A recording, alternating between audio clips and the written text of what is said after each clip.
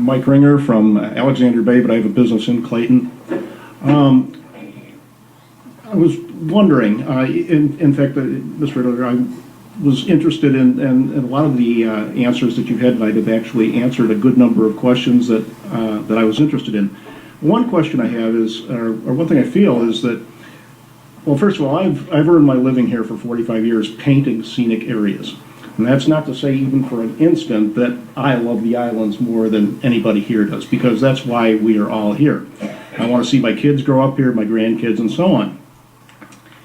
Looking at Mr. Dotson's pictorial that he had up there, if there was an area that was listed as the highest rating it could be, that I guess 3 would be that rating, correct?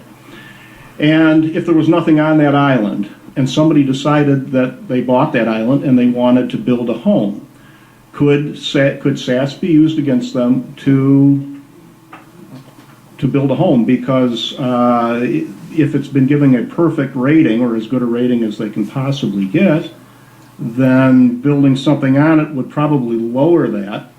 And could SAS be used to somehow negatively impact them? Because to me, as much as I love the islands, I also love the people here. And the people are, to me, as important as the islands, because without the people, you don't have anything. Okay. So the question is, could it possibly impact a private person building a private home and a So the answer to that question would be yes, it's obviously going to have a factor in that. Now, what does that mean, though? The first thing we would have to look at is it actually going to require a Corps of Engineers permit? If it doesn't, then we're not in play at all. If it does, then yeah, we'll look at that. The other question would be, what's happening with local zoning? Could you actually build out there? Would they allow you to do that? Right. And so we pay a lot of respect to the local zoning. One of the factors that I mentioned briefly, I think I mentioned it, was going to if I had my presentation, but was that, that Harry did hear that people actually understand that development takes place out in the Thousand Islands. And so the document was allowing that in there. So the factors that we're looking for when we're considering that does take into account that, yes, development does take place. What would happen if somebody was to try and develop an undeveloped island? If it was to require a permit, I think what we would be looking at is, okay, so how could you position that house on that island so that it has minimal impairment?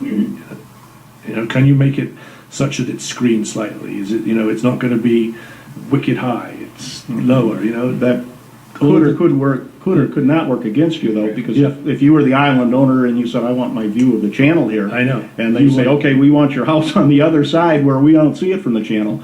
Yeah, so that will be the back and forth. So your answer is it could have an impact. It could have an impact. I'm not going to say it's not going to, because that wouldn't be right. And then another question, which sort of is on the same thing, let's say we take an area that has almost no scenic value, but is in the statewide scenic area. And something like wind turbines want to come in on that. I mean, you can make a bad scene look worse. Does SAS provide any protection against wind energy or that kind of thing? It's going to depend on how what area how it gets designated, what the impact statements say and talk about. But yes, wind turbines will be something that SAS will be looking at. It'll be a factor in the decisions that are made when it comes to wind turbines. It's not going to be the only factor. And again, it's going to be case by case depending on exactly where you are and what that site is. And you're correct, yeah, you can make something that's bad worse. And I'm not sure that, whether we've got any scenic areas, any proposed areas that are low quality already. I mean, most of them are pretty high quality. I mean, you can have a subunit inside a scenic area that has a low value if it's connected to bigger values all around it. So, Tony Randazzo, next. Let me find